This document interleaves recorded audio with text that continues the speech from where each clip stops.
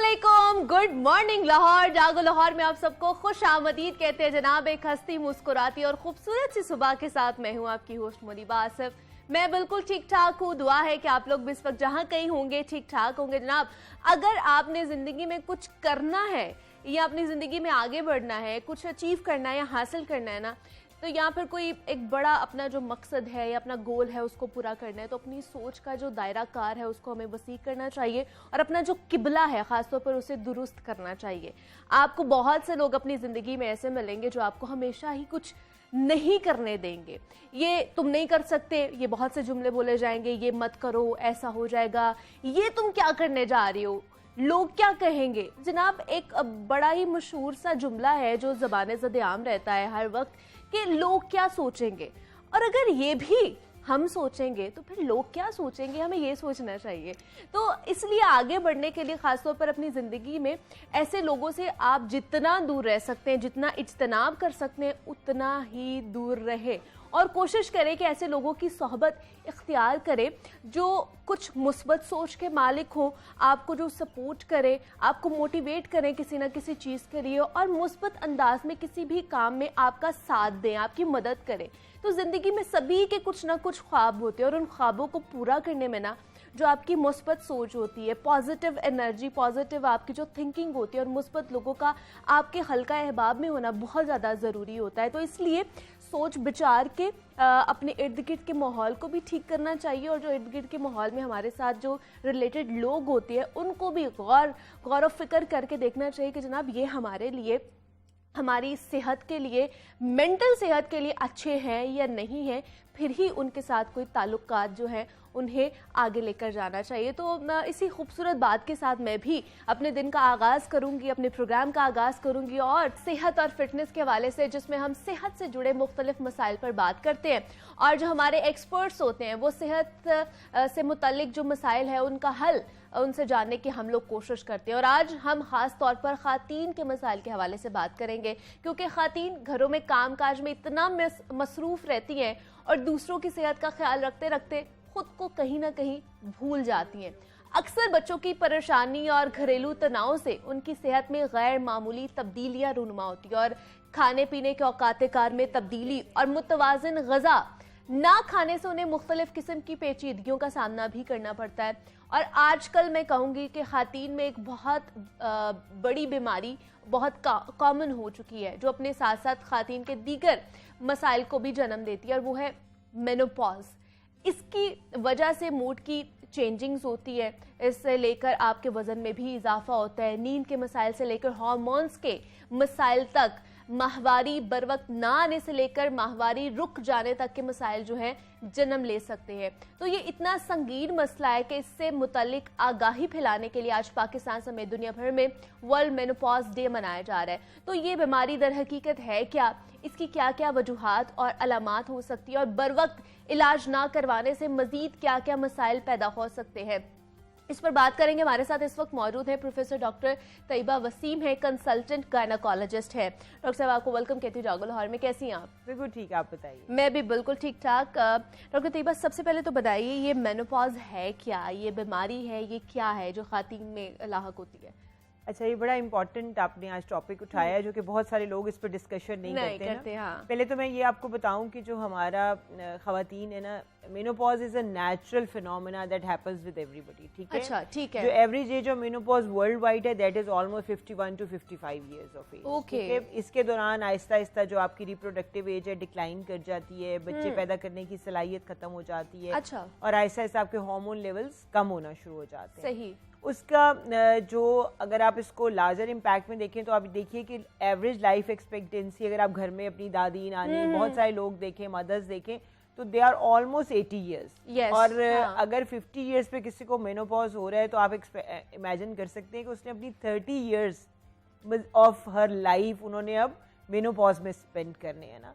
It's equally जैसे कि reproductive age group है कि 18 साल से शुरू होकर अगर आप कहेंगे 40 तक उसकी रिप्रोडक्टिव एज ग्रुप है, वो ईयर्स आप काउंट कर लें तो मेनोपॉज की years are very very important years. अच्छा, क्योंकि अगर आप 30 साल एक मेनोपॉज के साथ रहने हैं आपने और आपके हार्मोन लेवल्स डिक्लाइन कर गए तो उसके साथ कुछ फिजियोलॉजिकल चेंजेस नेचुरल अच्छा, नेचुरल है जी, नेचुरल है। तो लेकिन इसको क्या बीमारी के तौर पर लिया जा सकता है या इसको किसी डिसऑर्डर के तौर पर लिया जा सकता है? इसको बिल्कुल भी बीमारी के तौर पे नहीं लेना। अच्छा, इसको बीमारी नहीं कंसिडर करेंगे? नॉट अ बीमारी, it is a natural thing that is happening.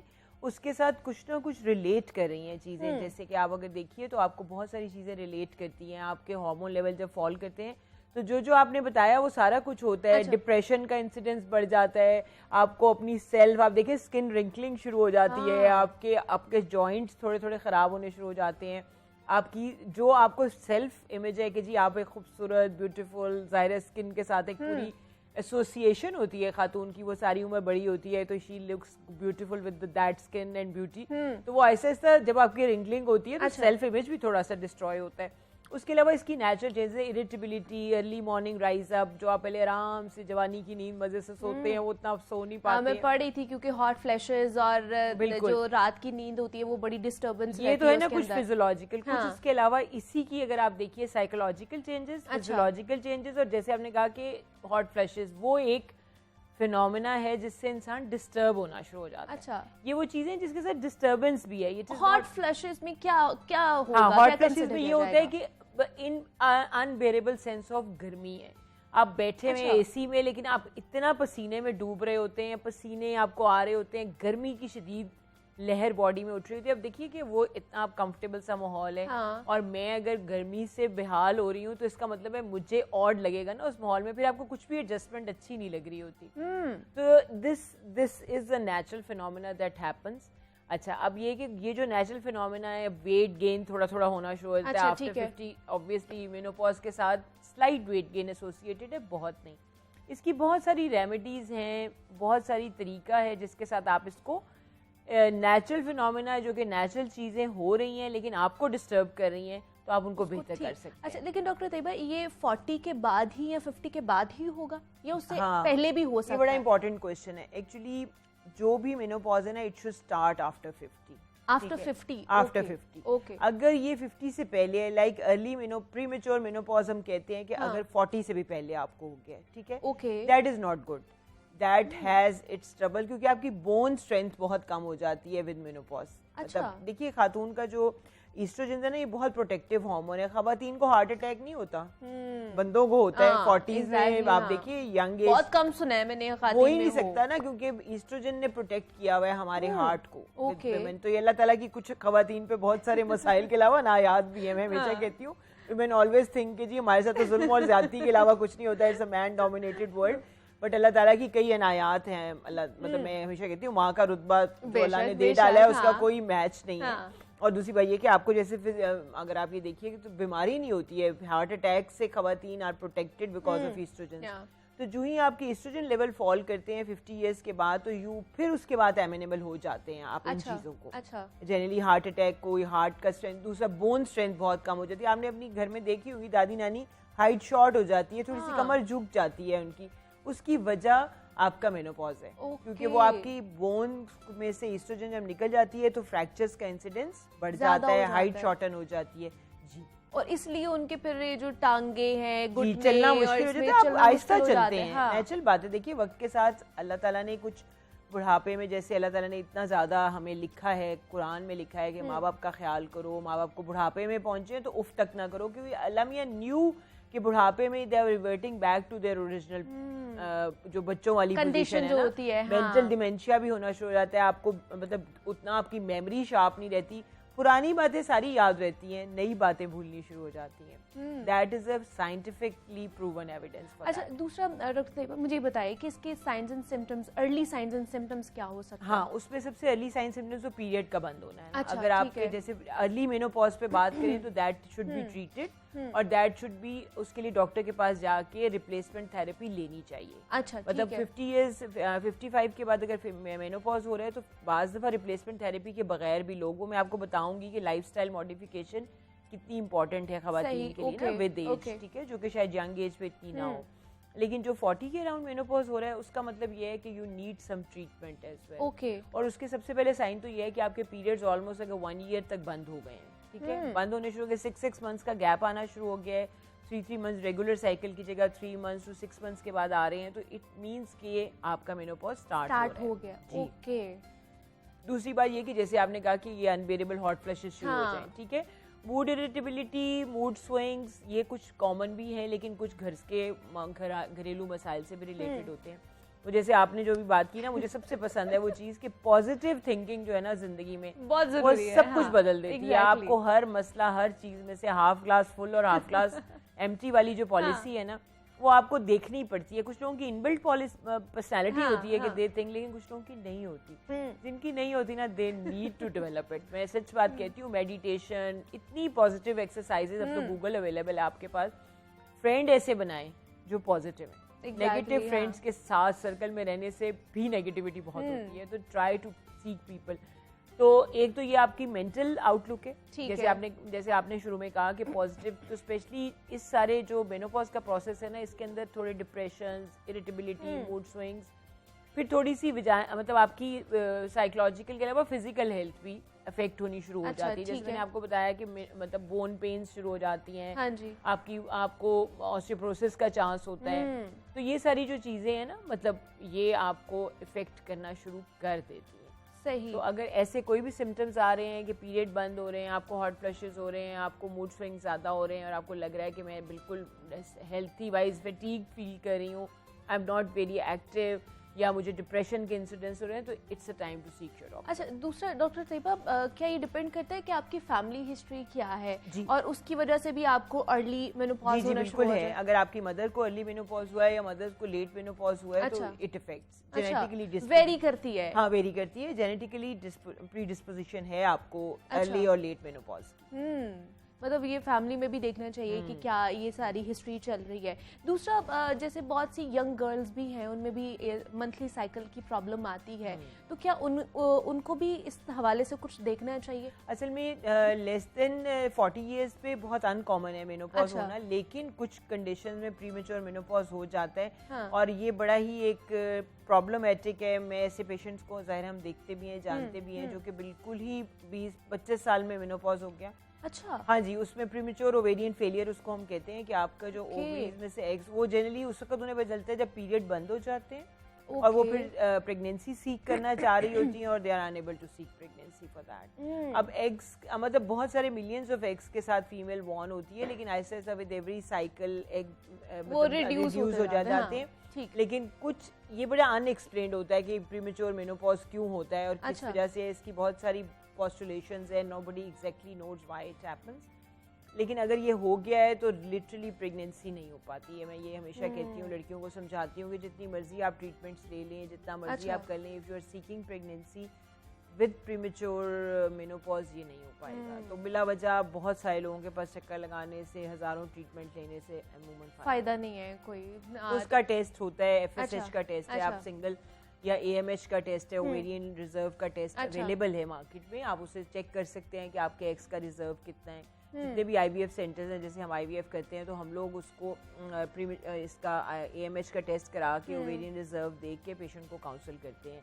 Specially 30 आजकल लेट बड़ा है ना, लड़कियां पढ़ रही होती हैं, फिर शादियों के मसाइल हैं, शादियां टाइम पे नहीं होती हैं, और फिर अपनी जो पढ़ाई के चक्कर में लेट करती जाती हैं, करियर फिर वर्किंग वुमन है ज्यादातर। अगर आप देखो तो मतलब ज्यादातर लोग तो अब काम कर रहे हैं, क्योंकि इकोनॉमी का साइकिल ऐसा है कि मियाँ बीवी इकट्ठे चला रहे हैं, तो उसमें वो कई दफा डिले कर देती हैं अपनी प्रेगनेंसी कि हम स्टेबल होंगे तो करेंगे। तो मैं हमेशा कहती हूँ कि there should be a healthy window.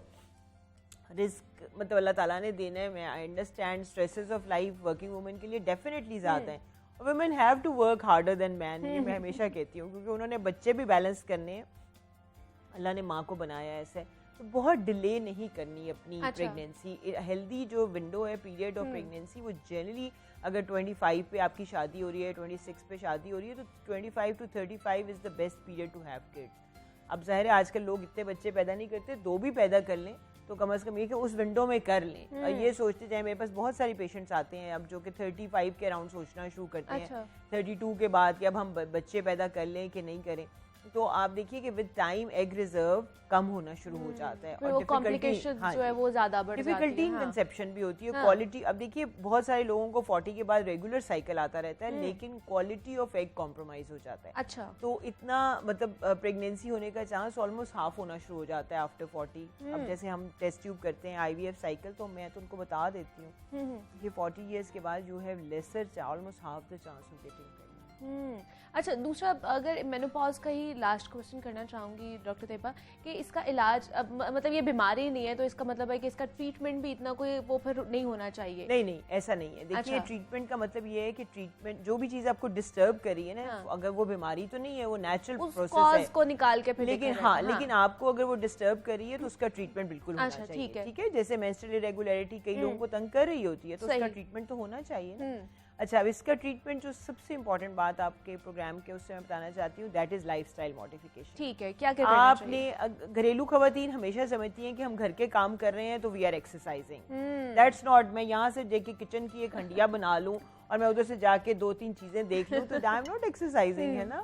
तो उसके लिए यू नीड टू एक्सरसाइज। अगर आप घर में से अपने काम वाले निकाल के सफाइयाँ चीजें करना चाहते हैं, यू शुड बर्न, मतलब आप अपनी कैलोरिक वैल्यू। दूसरा है कि खाने का प्रोग्राम चेंज कर लें। हमारे यहाँ मसला ये है कि हमारी अम्मियाँ, नानी, दादी, हमारे यहाँ जो है ना, जिसे कहते हैं कि खिदमत का तरीका है खाना खिलाना।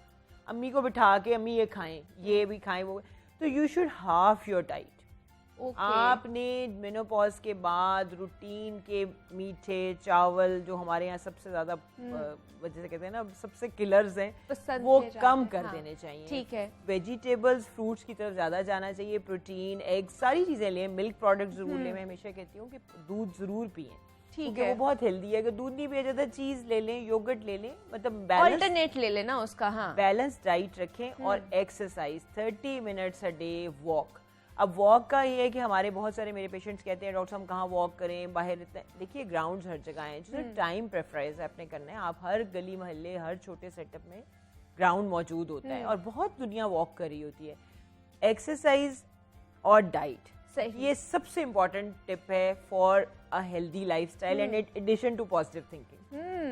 क्योंकि जब तक आप ऐसे नहीं सोचेंगे ना, और चौथी चीज, ट्रीटमेंट्स अवेलेबल है। ठीक है, ऐसा कुछ नहीं है कि ट्रीटमेंट खतरनाक है या आप लेंगे नहीं, ऐसा नहीं है। अगर आपको हॉट फ्लैशेस तंग कर रहे हैं या आपको जैसे सेक्सुअल लाइफ बाज़ दफ़ा एक्सपेक्ट होनी शुरू हो जाती है क्योंकि आपके पास इतना हार्मोन नहीं होता कि आप उसको प्रॉपर्ली देख सकें, तो उसको सफ़र करने की बिल्कुल ज़रूरत नहीं है खातून को कि जी मेनोपॉज हो गया तो अब तो अब देखिए मैंने आपको बताया ना 30 साल is a pretty long time. पूरा दिन के आप 1 साल के आप हिसाब लगा लें तो दिन के दिन आपने गुजारने हैं। अगर आप वर्किंग वुमन है तो आपने काम भी करना है और उसी वक्त आपके बच्चों की शादियां भी होनी है और बहू के साथ भी एक पॉजिटिव रिलेशन रखना है आपने ना। तो this all social and cultural norms हमारे बहुत इंपॉर्टेंट हैं एज कम्पेयर टू वेस्ट। तो उसमें आपको पॉजिटिव थिंकिंग के अलावा अगर आपको जरूरत है तो there are safe treatments available जो कि आप ले लें। अब और वो भी कंसल्टेंट डॉक्टर से जाके जी ऑलमोस्ट हमेशा डॉक्टर की प्रिस्क्रिप्शन के बगैर ओवर द काउंटर ड्रग्स लेने का नुकसान ही होता है क्योंकि आपको ये नहीं पता होता HRT hormone replacement therapy is available और वो कितनी देनी है, कितनी देर देनी है, आपके कुछ रिस्क फैक्टर्स को वैल्यूएट हम करते हैं। जैसे अगर फैमिली हिस्ट्री है कैंसर्स की या आपकी अपनी फैमिली हिस्ट्री है वीनस थ्रोम्बोसिस की या कुछ है तो उसके हिसाब से आपकी जो HRT है उसको हम चेंज करते हैं। ठीक है जी। मोनोपॉज के हवाले से जनाब हम बात कर रहे थे कि मोनोपॉज एक्चुअली है क्या और इसको किस तरह ठीक किया जा सकता है, क्या क्या इसके ट्रीटमेंट्स हैं, साइंस एंड सिम्टम्स के ऊपर हमने बात की है। Professor doctor Tayyaba Waseem consultant gynaecologist हमारे साथ मौजूद थी। डॉक्टर तैयबा बहुत शुक्रिया आपके वक्त का कि आप यहाँ पर आई। और जनाब ये बड़ा इंपॉर्टेंट मसला था जिस पर बहुत कम बात की जाती है, लेकिन हमने सोचा कि क्यों ना इस पर बात की जाए और ख़ासतौर पर जो ख़ातीन हमें देख रही है उन्हें बताया जाए कि ये एक बीमारी नहीं है, ये एक नेचुरल प्रोसेस है, लेकिन इसको किस तरह बेहतर किया जा सकता है अपने लाइफस्टाइल को मॉडिफाई करके, एक्सरसाइज को, बैलेंस डाइट को अपनी लाइफ में इंक्लूड करके किस तरह आप इससे बच सकते हैं या बेहतर जिंदगी गुजार सकते हैं। आप एक छोटी सी ब्रेक लेंगे, मिलते हैं इस ब्रेक के बाद।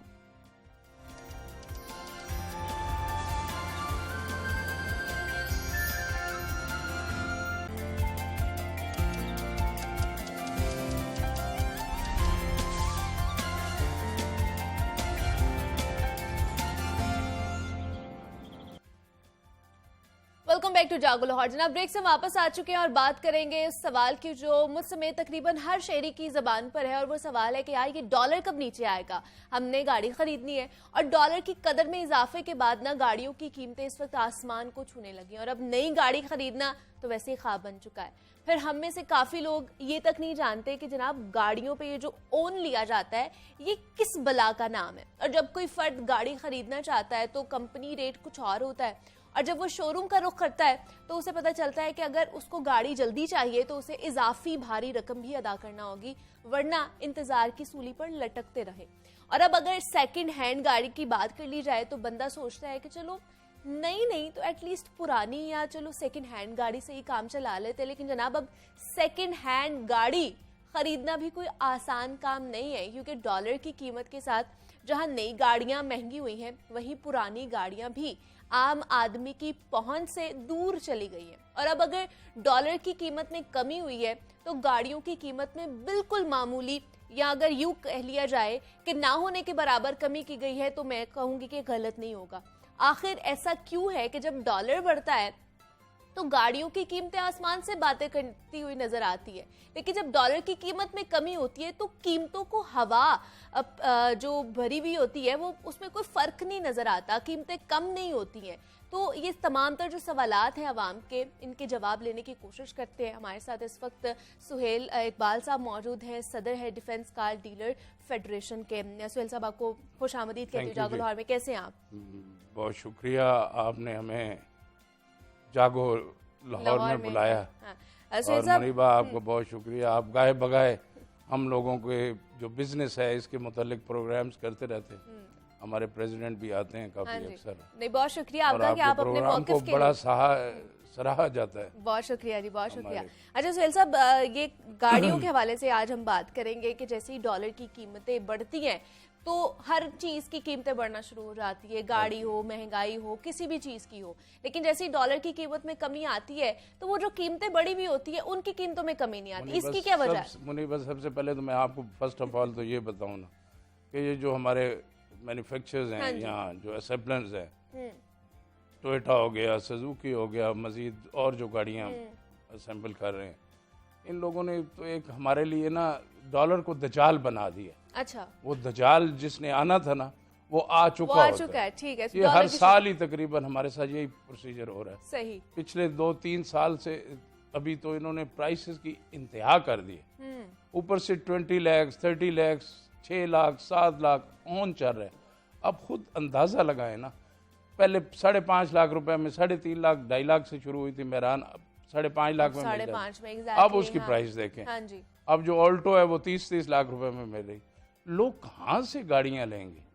लोगों को तो खाने के लाले पड़े हुए हैं यहाँ, बिल्कुल ऐसे इस मुल्क में, और हमारी हुकूमत तो बिल्कुल इस तरफ देखती ही नहीं है। अच्छा सुहेल साहब, और हमारे इस बिजनेस से बड़ी दुनिया वाबस्ता है। बिल्कुल आप देखें हर शोरूम के ऊपर 2-3 लड़के होते हैं, 2-3 पार्टनर्स होते हैं। आप खुद देखें कितनी दुनिया इससे मुस्तफीद हो रही, खाना खा रही है, रिस्क कमा रही है, लेकिन ये लोगों को कुछ सोच ही नहीं। अच्छा, ओन मनी के हवाले से बताइए। और डॉलर अब नीचे आ रहा है तो अब किसी को कोई सोच नहीं।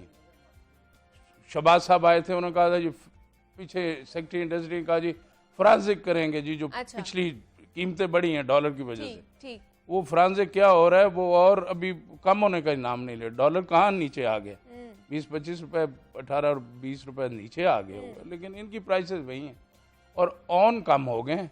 लेकिन जो ये असेंबलर है ये प्राइस नहीं नीचे कर रहा। कोई पूछने वाला नहीं है इनको? पूछने वाला ही कोई नहीं, बिल्कुल।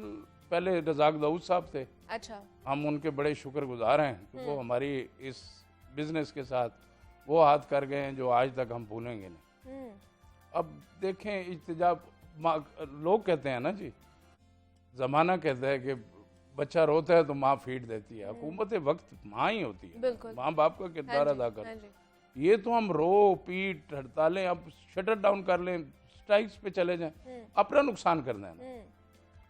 क्योंकि जिनके अपने हैं वो अपना बिजनेस कर रहे हैं, सिस्टम तो चल रहा है, मन तो नहीं रुकता।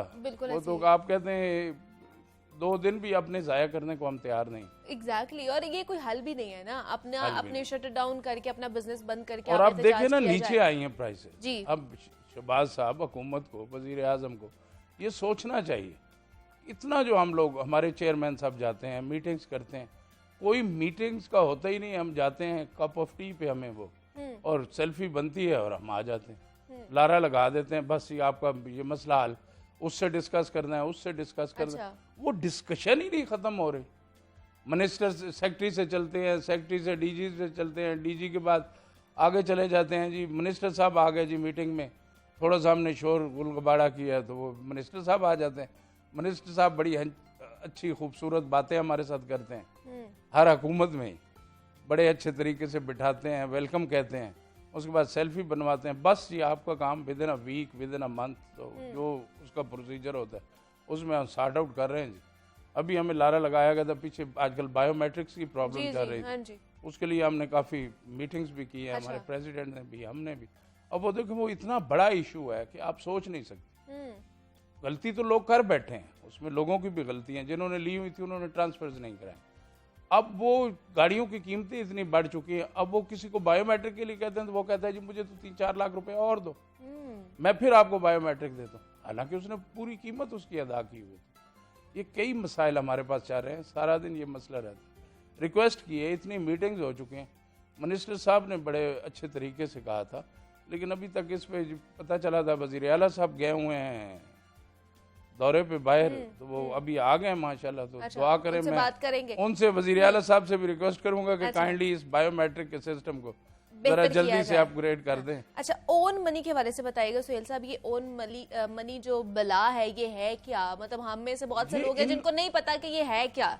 ये ओन मनी इनकी है, क्रिएट की हुई जी, जो असेंबलर्स हैं। अच्छा, इन्होंने अपनी फ्रेंचाइजेस बनाई हैं, ठीक है, उनको ये माल देते हैं। सही। अब देखें ना, फ्रेंचाइज में डिफरेंस देखें, इनको चेक करने वाला कोई नहीं है।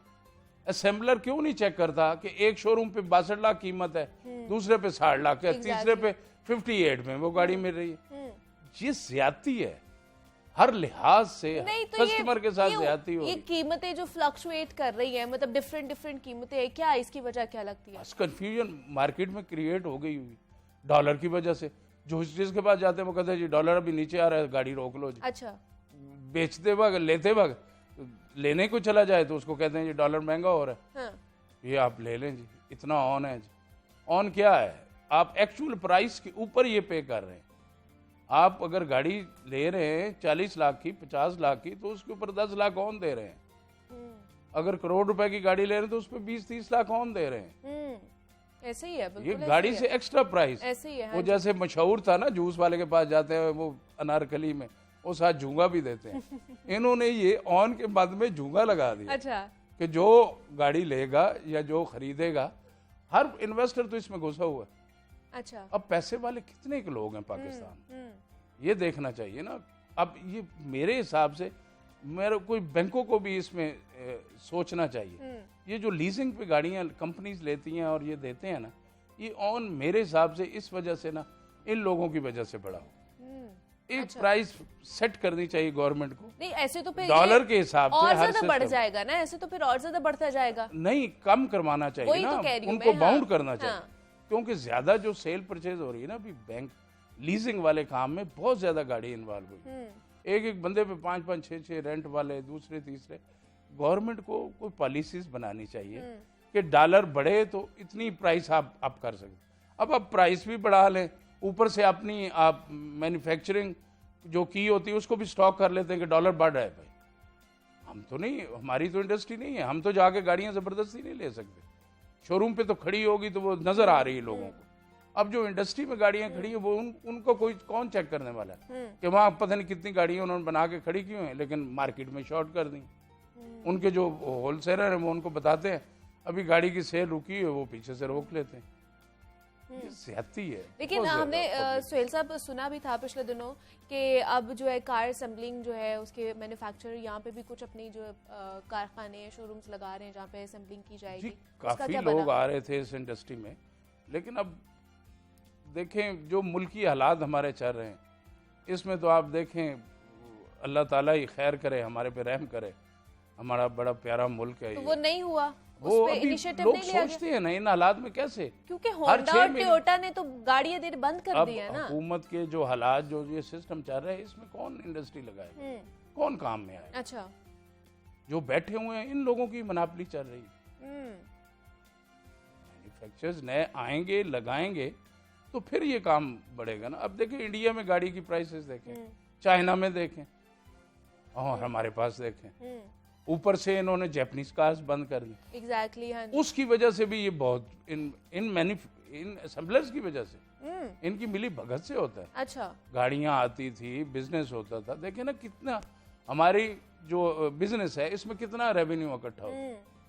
हम इनको प्रोफेशनल टैक्स देते हैं, इनको वैसे इनकम टैक्स देते हैं, इनको हम रोड टैक्स देते हैं, टोकन टैक्स की मदद देते हैं, ट्रांसपोर्ट टैक्स देते हैं। सुहेल साहब, बंद की हैं जो जापानीज गाड़ियां अब नहीं आ रही पाकिस्तान में, इसकी क्या वजह लगती है? क्योंकि बहुत से लोग कहते हैं कि जो पाकिस्तान की जो गाड़ियां हम अगर असेंबल हुई हुई खरीदने हैं तो वो उस तरह की क्वालिटी नहीं होती उनकी जितनी बाहर की अच्छी होती है क्वालिटी। बहुत ज्यादा अच्छी क्वालिटी उनकी होती है, इसी वजह से ये क्वालिटी भी नहीं दे रहे, प्राइसेस भी बढ़ाई जा रही। इसी वजह से ना वो खुली होगी तो जाहिर बात है एक गाड़ी स्टैंडर्ड भी इतना बुरा होता है, एयर बैग्स भी अंदर कुछ नहीं होता। वो स्टैंडर्ड आपको अगर 20 लाख में मिलेगा तो नेचुरली आप 30 लाख वाली गाड़ी कैसे बाय करें?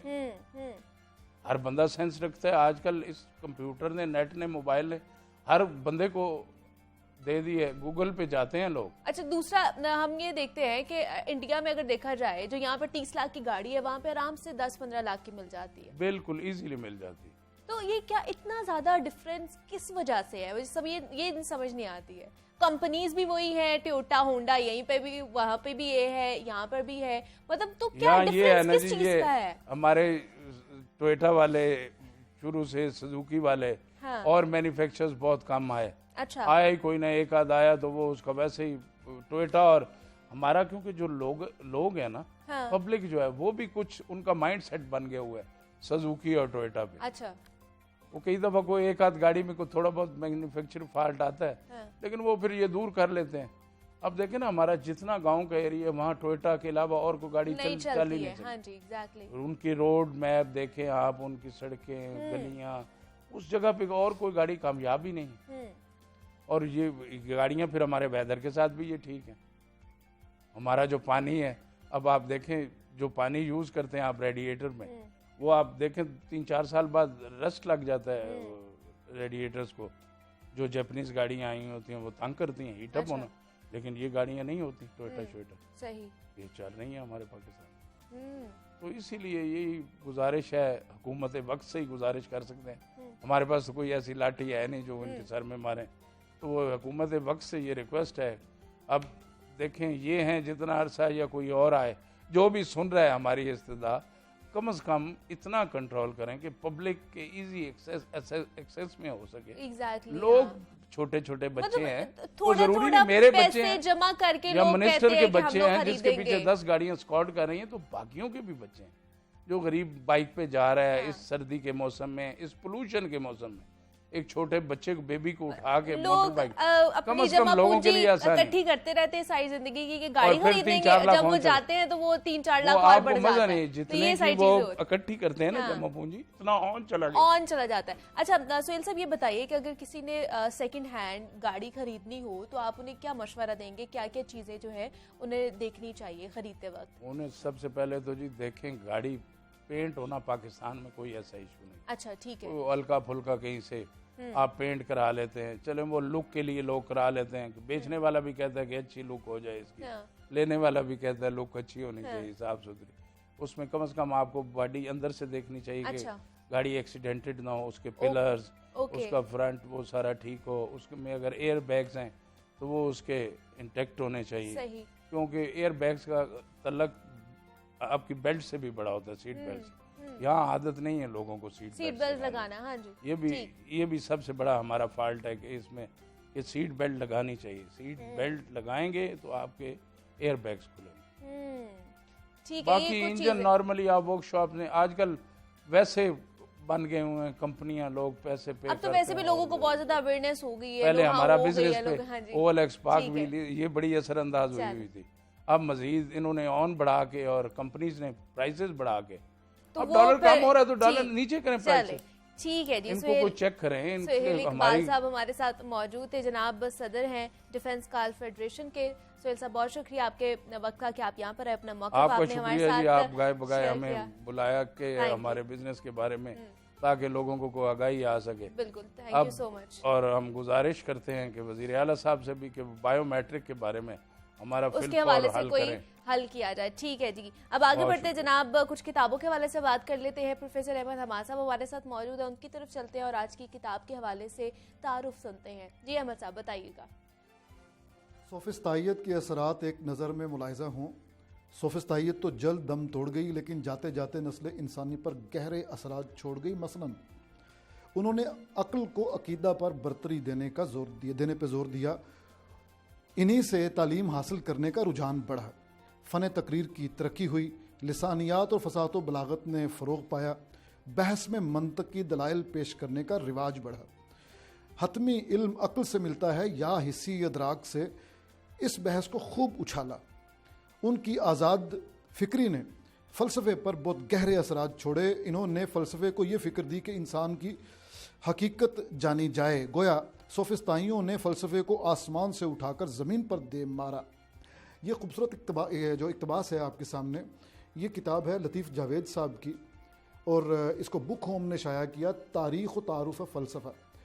हज़ारों किताबें इस मौजू पे लिखी गई हैं और हर शख्स अपना एक नुक्ता नज़र लेके आता है। इसी तरह लतीफ़ साहब ने भी ये कहा कि मेरा ये किताब लिखने का मकसद ये था कि फ़लसफ़े की तारीफ़ इतने 2,500-3 हज़ार साल हो गए हैं, लोग इस पे लिख रहे हैं, लेकिन कोई जामिया तारीफ़ हमारे हाथ में नहीं आई कि फ़लसफ़ा है क्या। कुछ लोग ये कहते हैं कि फ़िलो और सोफियन इन दो ग्रीक लेटर्स का, ग्रीक वर्ड्स का ये मजमुआ है। फ़िलो का मतलब मोहब्बत, सोफियन का मतलब विजडम, तो लव फॉर विजडम या search for truth in other words, तो ये फ़लसफ़े का लुग़वी मानी है। लेकिन इसके अंदर क्या क्या है, कुछ लोगों ने कहा कि इसके अंदर एपिस्टेमोलॉजी है, ओंटोलॉजी है, एक्सियोलॉजी है, और कुछ लोगों ने कहा कि इसमें मेटाफिज़िक्स भी बहुत ज़्यादा और आ जाती है, और कुछ लोगों ने सिर्फ इसको इल्मुल कलाम पैदा करने के लिए इस्तेमाल किया। तो मुझे याद आ रहा है कि ये लतीफ़ जावेद साहब जैसे अशफाक सलीम मिर्ज़ा और अली अब्बास जलालपुरी, सैयद सिब्ती हसन, ख़ास तौर पे मैं अशफाक साहब का इसलिए जिक्र कर रहा हूँ, अशफाक सलीम मिर्ज़ा, उन्होंने कहा कि जो लोग भी मादीन हैं वो जो फ़लसफ़ा लिखते हैं मैं तो उनको मानता हूँ, अदरवाइज़ मैं किसी को नहीं मानता। लिहाजा उनके ख़्याल में ना हेगल फ़लसफ़ी रहा और ना बरगसा फ़लसफ़ी रहा, तो बिल्कुल उनको हक़ है, उनका एक अपना नुक्ता नज़र है। इसी तरह लतीफ़ जावेद साहब ने ज़ेनोफ़ाइन्स को फ़लसफ़ी मानने से इनकार कर दिया। तो ये कोई पहली दफ़ा नहीं हुआ, लोगों का अपना अपना एक नुक्ता नज़र है, किसको ये फ़लसफ़ी मानते हैं, किसको ये फ़लसफ़ी नहीं मानते। तो ये माबाद तबियात की जितनी भी बहसें हैं, वो लॉजिकल पॉजिटिविज़म वाले लोग कहते हैं ना कि उसको बिल्कुल यक जना बैक जुम्बश कलम रद्द कर देना चाहिए। तो इसलिए इसमें भी इन्होंने भी कोशिश की। मेरा ये ख्याल है कि ये किताब आपका जो भी नुक्ता नज़र हो, मैंने जो महसूस किया वो मैं अर्ज़ करता हूँ। अगर तो आप फ़लसफ़ा नया पढ़ रहे हैं, फिर ये आपके लिए बड़ा ही अच्छा क्रैश कोर्स है, पूरी 1000-2000 साल तारीख़ इसमें समोदी है। लेकिन अगर आप कोहना मश्क हैं और पुराने हैं और फ़लसफ़े के पुराने तालिब इल्म हैं, तो ये आपके लिए एक नशिस्त की किताब है और रोलर कोस्टर राइड है। इससे आपको मुसन्नफ़ का नुक्ता नज़र भी पता चल जाएगा और आपका अपना नुक्ता नज़र जो है वो भी स्ट्रेंथन होगा। इससे फ़ायदा ये होगा कि आपको ज़रा फ़लसफ़े की दुनिया में दोबारा से गहराई के साथ गोता ज़नी करने का मौका मिलेगा। इसके 6 अबवाब हैं और जो बाब चहारुम है वो बहुत ही अच्छा है, फ़लसफ़ा और हज़रत इंसान। मेरी रिकमेंडेशन ये है कि इस किताब को ज़रूर पढ़ना चाहिए। इसमें पढ़ने से फ़ायदा ये होगा कि आपको बहुत सारी नई बातें सोचने के लिए दावत मिलेगी। आप उससे एग्री करते हैं ठीक है, नहीं एग्री करते फिर भी ठीक है। अच्छा, एक आखिरी बात चलते चलते मैं इसके बारे में अर्ज़ करता चलूँ कि आखिरी बात से पहले एक छोटी सी बात, मुझे ये लगा कि शायद जब ये ख़ुद 2-2.5 हज़ार साल फ़लसफ़े का मुताला कर रहे थे उसकी तारीख़ का, तो यूँ महसूस हुआ कि जैसे ये साथ साथ जो नोट्स ले रहे हैं उनको इन्होंने कंपाइल करके किताब की शक्ल दे दी है। तो उस तरह की मुंज़बित जैसे होती है कोशिश, ये उस तरह की नहीं है। हमें थोड़ी सी जो है ना जिगर लख्त वो महसूस होती है, लेकिन ये उनका अपना उसलूब भी हो सकता है। तो इससे कतई नज़र हम एक और बात इस सिलसिले में करेंगे, और वो बात जो है ना वो बड़ी दिलचस्प है कि क्या इस दौर में फ़लसफ़े की ज़रूरत है। लतीफ़ जावेद नाब अहमद हमाद साहब हमारे साथ मौजूद हैं। अहमद साहब बहुत शुक्रिया आपका। यहाँ पे एक छोटी सी ब्रेक लेंगे, मिलते हैं इस ब्रेक के बाद।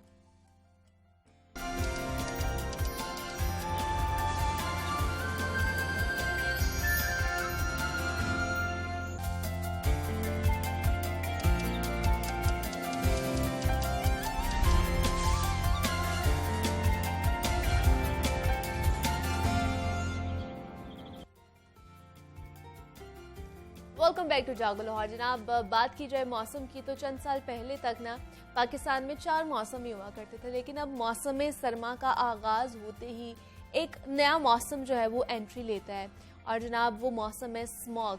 और स्मॉग के हवाले से आज बात करेंगे क्योंकि पाकिस्तान के सूबे पंजाब में रवा बरस भी मौसम सरमा का आगाज होते ही स्मॉग ने डेरे डाल दिए हैं और सूबे पंजाब के दारुल हुकूमत लाहौर में गुज़श्ता हफ्तों में फ़ज़ाई आलूदगी की वजह से पैदा होने वाले स्मॉग की मिकदार इंतहाई ख़तरनाक सतह पर पहुंच चुकी है।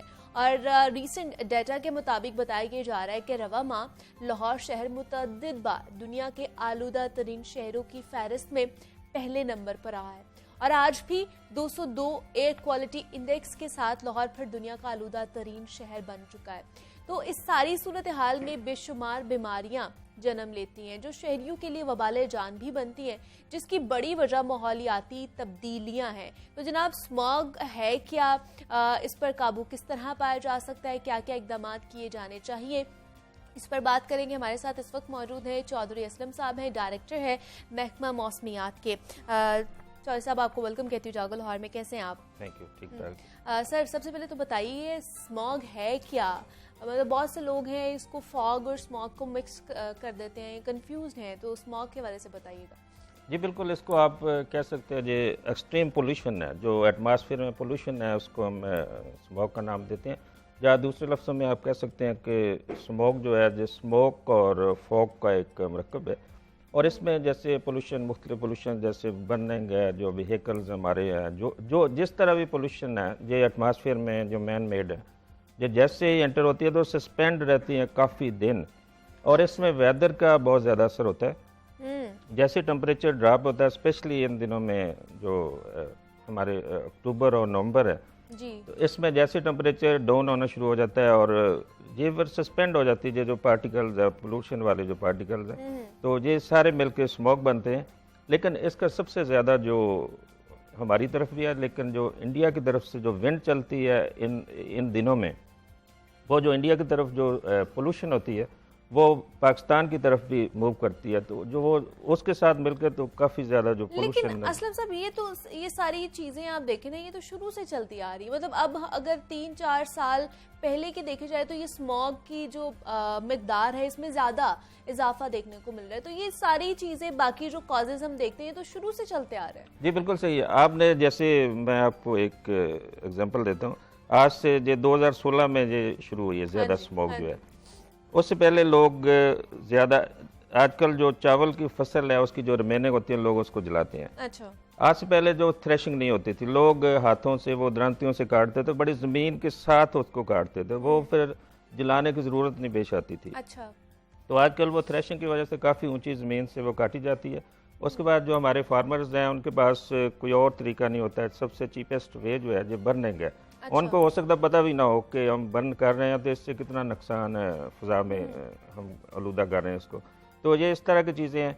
और इस तरह पहले ये व्हीकल्स कम होती तो अब ज़्यादा हो गई है। ये सारी चीज़ें इस तरह मिल के तो ये अब बल्कि जो तो एक हैज़र्ड बन गई है, हाँ, परमानेंट फिनोमेना जो है। तो फिर आपको नहीं लगता कि फिर हमें एक इमरजेंसी नाफिज कर देनी चाहिए? मतलब अभी सिर्फ अक्टूबर स्टार्ट हुआ है और मिड ऑफ अक्टूबर चल रहा है और स्मॉग की आप देख रहे कि कितनी ज़्यादा एयर क्वालिटी इंडेक्स बढ़ता जा रहा है और ये 500 से भी 600 से भी तजावुज़ कर जाता है जब ज़्यादा सर्दी आती है।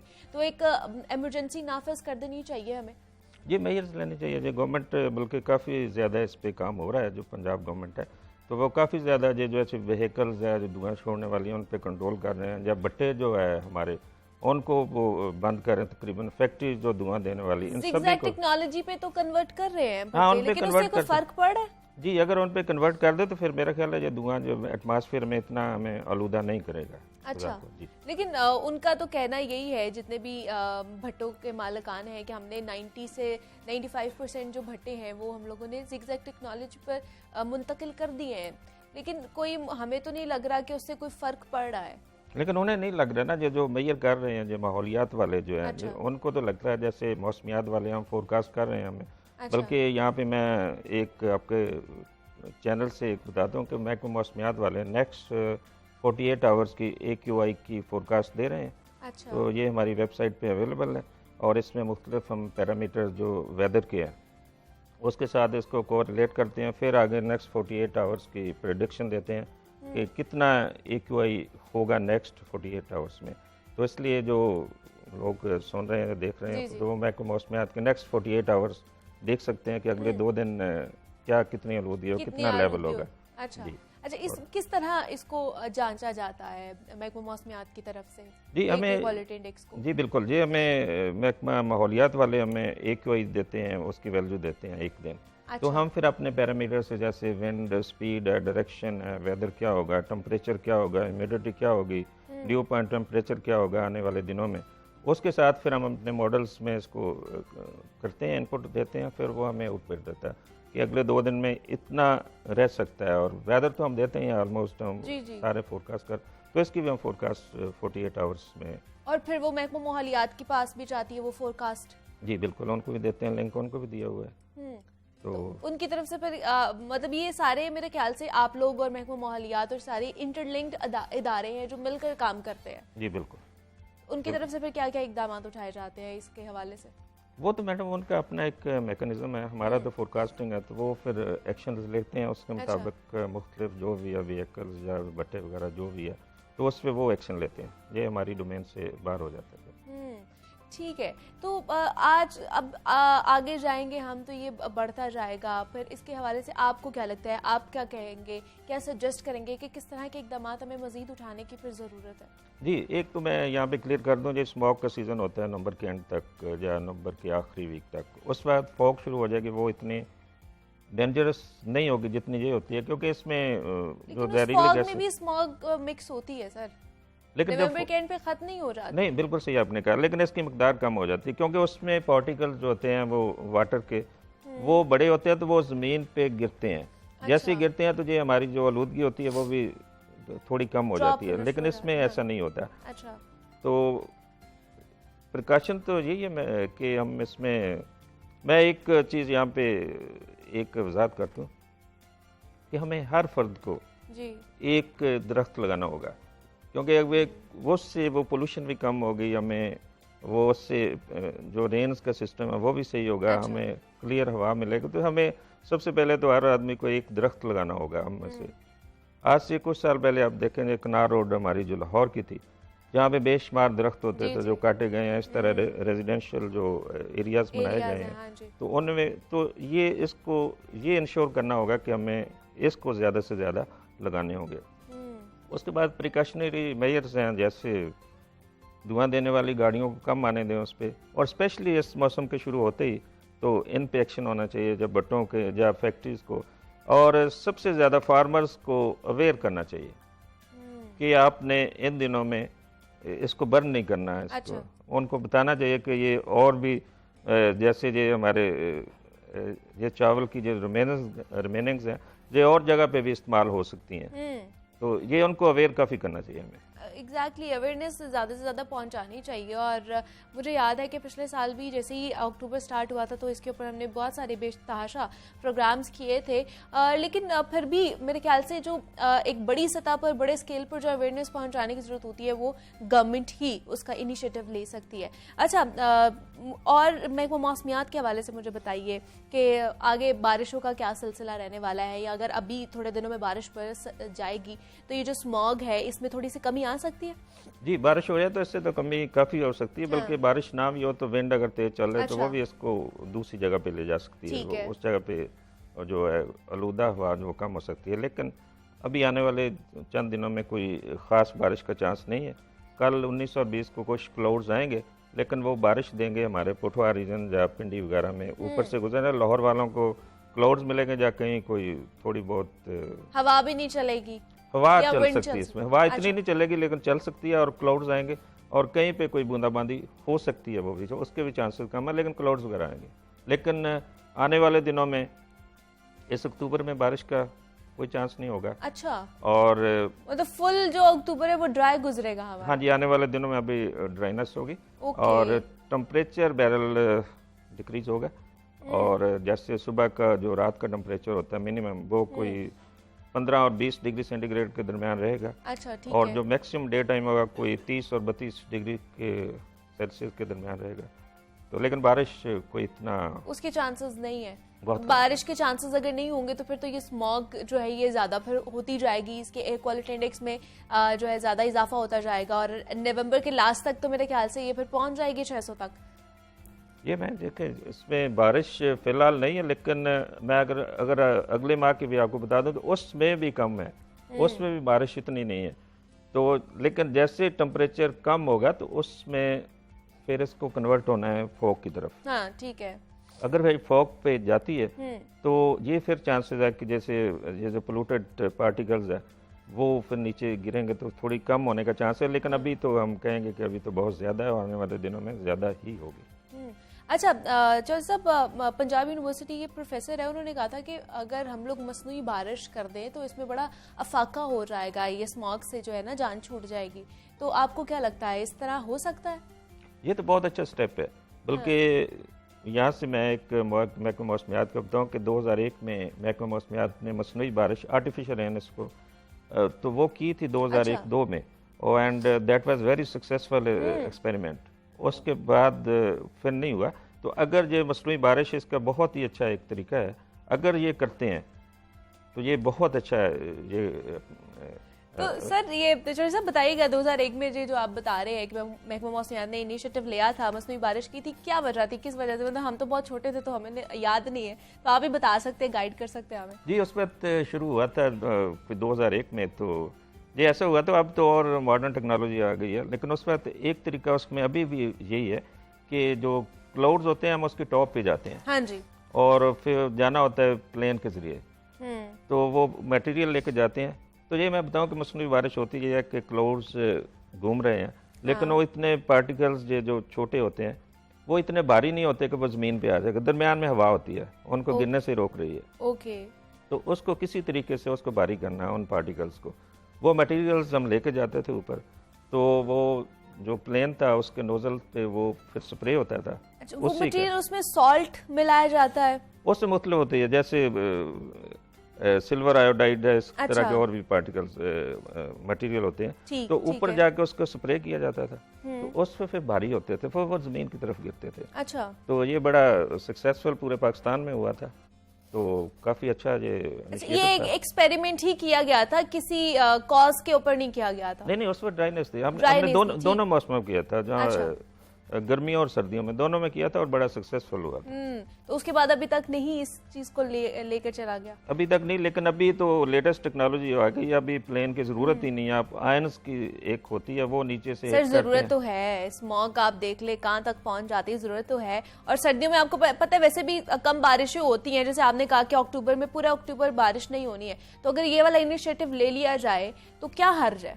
ये बिल्कुल सही है, बहुत अच्छा इनिशिएटिव है। अगर पंजाब यूनिवर्सिटी वाले कर रहे हैं तो उनको लेना चाहिए।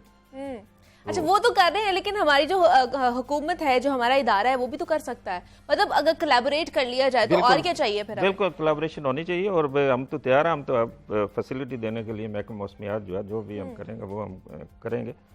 तो बहुत अच्छा इनिशिएटिव होगा ये, बल्कि सबसे अच्छा तरीका जो इसकी मिटिगेशन का है वो सबसे अच्छा यही है कि मसनूई बारिश की जाए और इसको नीचे गिराया जाए किस तरीके से। मतलब आप भी ये सोचते हैं कि ये एक इनिशिएटिव लेना चाहिए, तो अगर सारी चीजें सहूलियात मौजूद हैं, हर चीज है, इक्विपमेंट्स हैं, टूल्स हैं, सारा कुछ है, तो फिर इसमें देर किस चीज की है? नहीं, इसमें अभी ये इनिशियल स्टेजेस पे अभी इसका कोई एक्सपेरिमेंट नहीं हुआ। जैसे मसनूई बारिश कहा गया ना, अच्छा, तो इसका अभी तक कोई एक्सपेरिमेंट नहीं हुआ कि कैसे होगा, किस तरह होगा। ये तो जब इसको अभी कागजों में ही है फिलहाल। तो महकमा मौसम हर तरह इस पे होती है कि उस जगह पे ह्यूमिडिटी का लेवल कितना होना चाहिए। जब ज़मीन से जो हिट करते हैं, आयन्स ऊपर डालते हैं, तो उसमें ह्यूमिडिटी का लेवल जो हम सारा प्रोवाइड करते हैं, टेम्परेचर कितना, विंड डायरेक्शन, वो मौसमियात वाले सारा है उनके पास। असलम साहब फिर क्या चाहिए, मतलब इसके लिए क्या क्या चीज़ें दरकार हैं, क्या जिनकी बिना पर ये इनिशिएटिव लिया जा सकता है? क्योंकि आपको पता है एयर क्वालिटी इंडेक्स इतना ज़्यादा बढ़ जाता है। आज भी आप देख ले लाहौर शहर जो है टॉप पर आता जा रहा है, और ये आने वाले दिनों में मजीद फर्स्ट पे आ जाएगा। तो क्या इनिशिएटिव, क्या क्या चीज़ें इसके लिए आप लोगों को दरकार है? इसमें एक इस्लामिया यूनिवर्सिटी बहावलपुर है, उन्होंने रशिया के तावन से कोई वो कर रहे हैं इसके लिए काफ़ी स्टेशन चाहिए होंगे। फिर ऊपर किस तरह से वो इंजेक्ट किया जाए, अच्छा, उस इलाके की ह्यूमिडिटी पूरा सर्वे वो कर रहे हैं आजकल एक महकमा मौसमियात के तावन से। लेकिन अभी तक वो इम्प्लीमेंट नहीं हुआ, लेकिन वो काफ़ी इस पे काम कर रहे हैं। उन्होंने रशिया से काफ़ी वो मशीनरी इंस्ट्रूमेंट्स जो है वो ले लिए हैं, तो अभी हो सकता है आने वाले टाइम पे वो शुरू कर दें मौसमियात के ताबन से। अच्छा ठीक है, मतलब सोचा जा रहा है जी इसके बिल्कुल ऊपर। चलिए अच्छी चीज़ है अगर सोचा जा रहा है इसके ऊपर। अच्छा सर, सब बहुत से जो इदारे हैं यहाँ पर आते हैं, उनसे बातें होती हैं तो वो यही गिला शिकवा करते हैं कि इंतज़ामिया से, गवर्नमेंट से, कि हमारे पास जो रिसोर्सेज हैं उनकी बहुत ज़्यादा कमी है। तो महकमा मौसमियात के हवाले से हमें बताइए कि आपके पास पूरे रिसोर्सेज हैं। देखिए एक चीज़ मैं क्लियर कर दूं यहाँ पे, महकमा मौसमियात के पास जो भी इंस्ट्रूमेंट्स हैं, जो भी फोरकास्टिंग का सिस्टम है, अर्ली वार्निंग है, पूरी वर्ल्ड का जो लेटेस्ट सिस्टम है वो मौसमियात के पास है। क्योंकि WMO एक अदारा है, वर्ल्ड मेट्रोलॉजिकल ऑर्गेनाइजेशन, उसका काम ही होता है जो मेंबर ममालिक है उनके रिफ्रेशर कोर्सेज करना, या इंस्ट्रूमेंट को नया है तो वो देना। तो ये सारा महकमा मौसमियात के पास हर चीज़ लेटेस्ट है, रडार्स हैं, सैटेलाइट पिक्चर्स हैं, जो भी इंस्ट्रूमेंट है हमारे पास तो लेटेस्ट है। हमारे पास जो मॉडलिंग सिस्टम है, जो फोरकास्ट का है, वो भी लेटेस्ट है।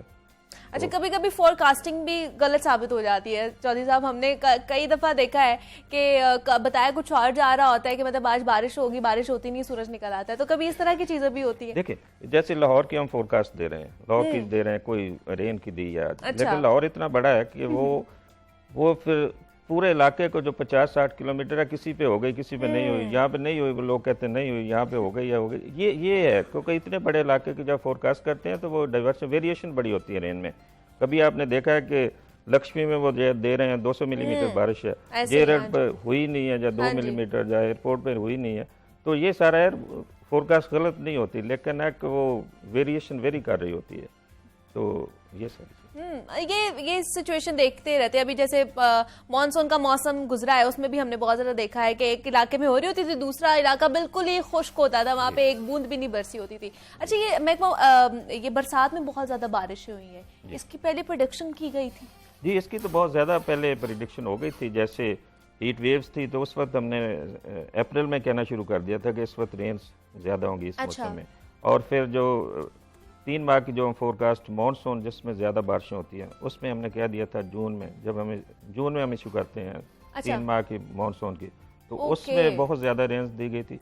और उन इलाके में जहाँ भी बारिश हुई है, साउथ पंजाब, बलूचिस्तान और सिंध, इनमें पहले ही बताया गया था कि इन इलाकों में बहुत ज़्यादा बारिशें होंगी। अच्छा, तो ये तो काफ़ी देर पहले हमने पिछले साल से कितनी ज़्यादा इस दफ़ा बारिशें हुई हैं असलम साहब? ये तो बहुत ज़्यादा बारिशें हुई हैं। अभी जो 30 सितंबर जो हमारा मानसून होता है 1 जुलाई से लेकर 30 सितंबर तक होता है, तो उसमें 175% बारिशें ज़्यादा हुई हैं। तो पिछले साल से तो बहुत ज़्यादा बारिशें ज़्यादा हुई हैं। तो अगर ये बता दिया गया था आप लोगों की तरफ से भी पहले ही अलार्मिंग सिचुएशन की बहुत ज़्यादा होगी, फिर भी आप देख लें कि सिचुएशन क्या है, सैलाब की सूरत हाल बन गई है, कोई इकदाम नहीं पहले उठाए गए हैं? ये तो मैं जो महकमे जो हमारे NDM है या PDM है, जिस तरह मुख्तलिफ महकमे हैं, वो अपना काम करते रहे हैं, उन्होंने किया है। लेकिन इतना बड़ा डिज़ास्टर शायद इसको कंट्रोल करना मुश्किल हो गया था। मैं एक एग्जांपल दूं, पिछले दिनों में अमेरिका में एक हरिकेन आया था वहाँ पे, समुद्री तूफान, तो उसने इतनी तबाही मचाई है कि वो कंट्रोल नहीं इसको कर सके। तो इसको कंट्रोल, इतने बड़े डिजास्टर कंट्रोल करना मुश्किल, लेकिन पहले काफ़ी मेजर्स लेना होंगी इनको करने को। हम उसको कम कर सकते हैं अपने डिजास्टर को। अच्छा। जो नेचुरल डिजास्टर होता है उसको आप कंप्लीटली जो है स्टॉप नहीं कर सकते, तो उससे अपना नुकसान कम करवा सकते हैं, लेकिन बिल्कुल उसको खत्म नहीं किया जा सकता। अच्छा असलम साहब, हम देखते हैं कि अब ये हमारे जो वेदर्स है ना, ये बहुत ज़्यादा एक्सट्रीम पर जाते जा रहे हैं। मतलब मौसमियाती तब्दीलियाँ बहुत ज़्यादा होती जा रही है। सर्दी होती है तो उसका एक तो दुरानिया बहुत कम होता जा रहा है, और ठंड ज़्यादा पड़ती है। अगर गर्मी की तरफ देखा जाए तो गर्मी बहुत ज़्यादा बढ़ती जा रही है और उसका दुरानिया बढ़ता जा रहा है। तो इसकी क्या वजूहत लगती है आपको? जी बिल्कुल, ये सारा क्लाइमेट चेंज की वजह से हो रहा है। जो ग्लोबल वार्मिंग, जो फ़ज़ा में जो कार्बन की मकदार बढ़ा रहे हैं, पाकिस्तान का शेयर तो बहुत कम है, कोई 1% से भी कम है, तकरीबन 0.8% है। लेकिन जो बड़े बड़े ममालिक जैसे चाइना, अमेरिका, इवन इंडिया, ये फ़ज़ा में बहुत ज़्यादा पोल्यूशन, कार्बन डाइऑक्साइड की जो मकदार है बहुत ज़्यादा जा रही है उनकी। अच्छा। तो उसके लिए तो मुख्तलिफ ये इनकी कॉन्फ्रेंसेस भी हो रही होती हैं, तो लेकिन इनको कंट्रोल करना शायद हो जाता है, मुश्किल होता है। वर्ल्ड वाइड ही ये जो क्लाइमेट चेंज है इसकी प्रॉब्लम देखने को मिल रही है, लेकिन पाकिस्तान में हम देखते हैं कि डिजास्टर पे डिजास्टर ही होता जाता है और जिसको मिसमैनेजमेंट कहा जाता है। तो जनाब आज हमने इस मौके वाले से बात की है। चौधरी असलम साहब हमारे साथ मौजूद थे, डायरेक्टर है महकमा मौसमियात के। सर बहुत शुक्रिया आपके वक्त का कि आप यहाँ पर अपना मौक़िफ़ आपने हमारे साथ शेयर किया है। तो छोटी सी ब्रेक, मिलते हैं इस ब्रेक के बाद।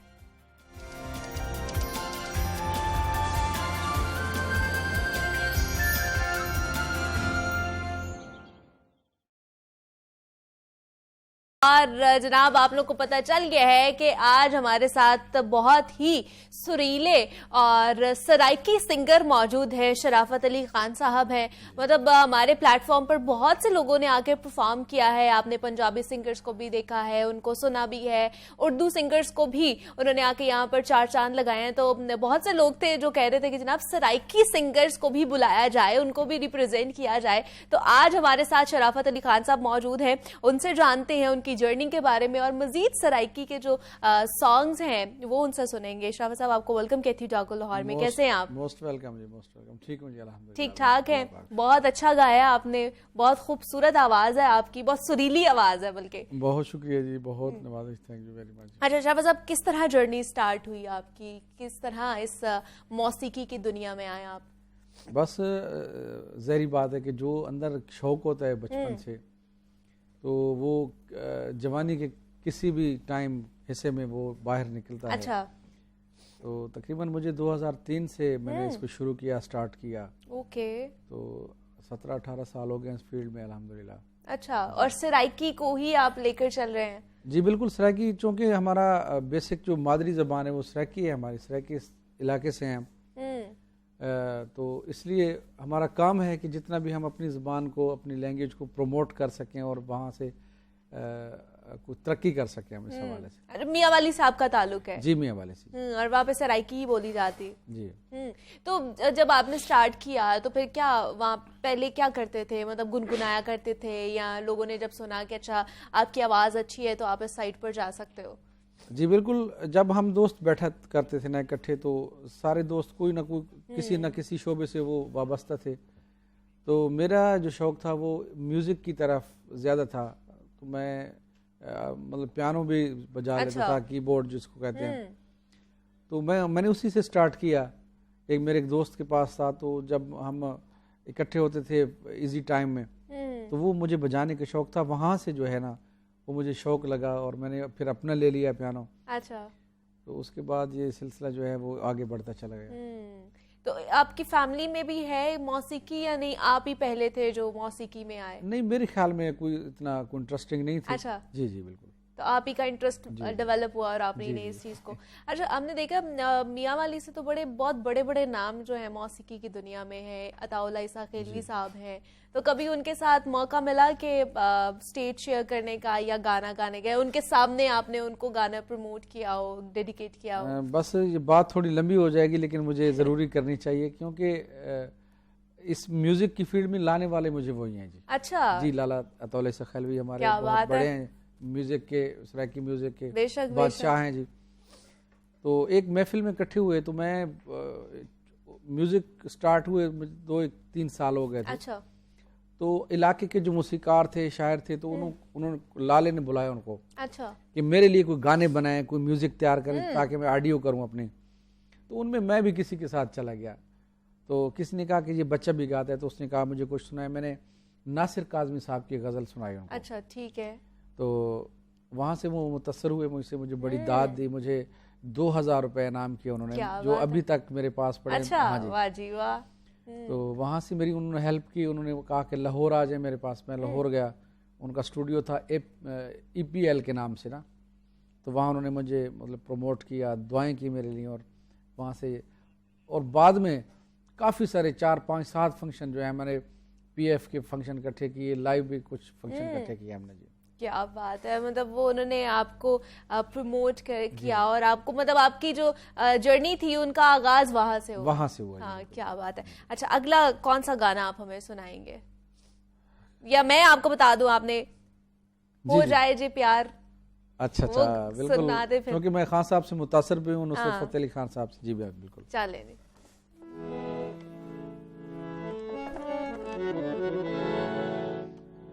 हो जावे जे प्यार ते सोना भुल जांदा,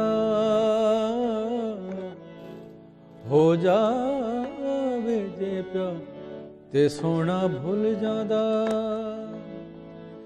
कीते होण करार ते सोना भुल जांदा,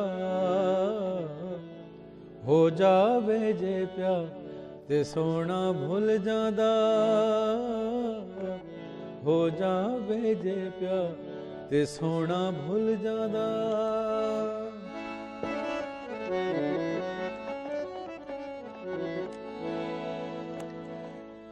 रंग बरंगी रुत्तां चंगियां लगदियां ने,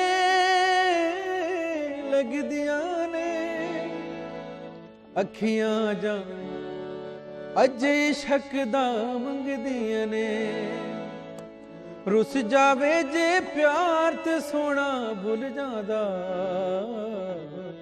हो जावे जे प्यार ते सोना भुल जांदा,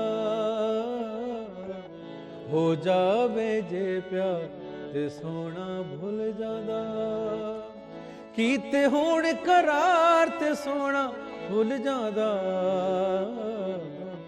हो जावे जे प्यार ते सोना भुल जांदा,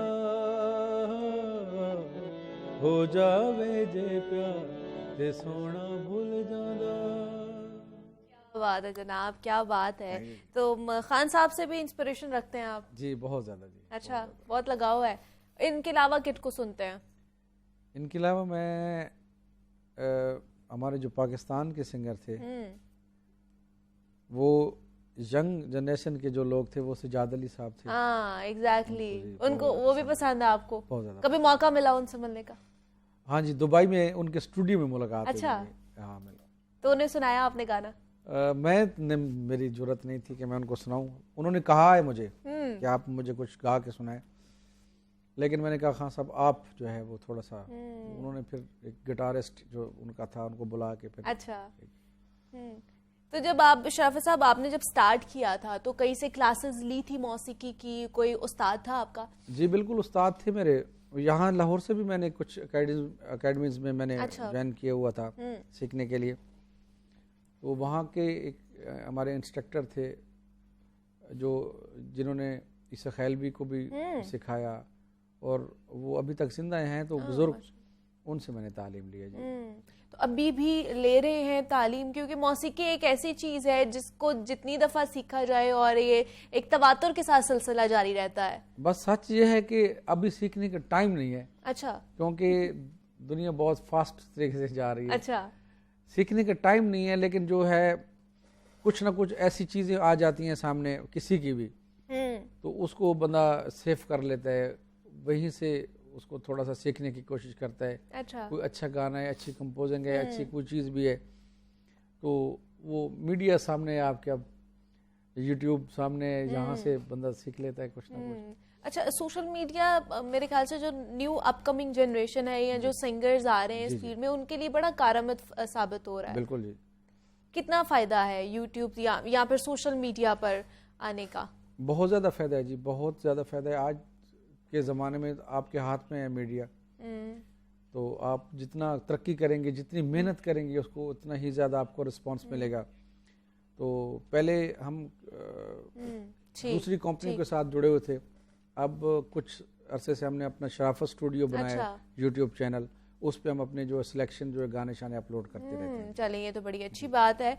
चलिए शराफत साहब, एक और हम लाइव गाना आपसे सुनना चाहते हैं, फरमाइश है दिलरी लुटी ते यार, वो वाला हम सुनना चाहते हैं आपसे।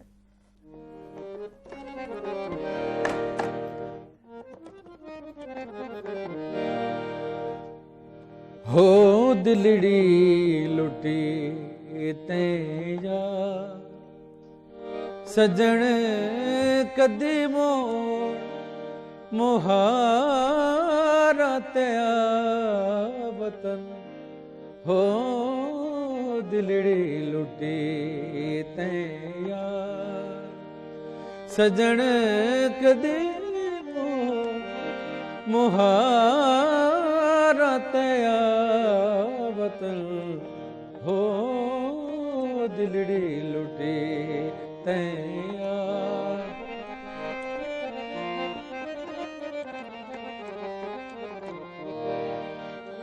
रोही दिए जब बहार से इथे मैं निमानी दयार से हो इथे आया शिकलख ते हजार वसन रोही चा बनाया अपना वतन हो दिलड़ी लुटी तैया सजन दिलड़ी लुटी तैया। क्या बात है जनाब, बहुत ही खूब, बहुत ही खूबसूरत। तो शफा साहब आगे का क्या प्लान है, क्या फ्यूचर गोल्स हैं, क्या सोचा है आपने? बस आगे इंशाल्लाह इसी म्यूज़िक को आगे लेने का, आगे जाके लेने का प्रोग्राम है।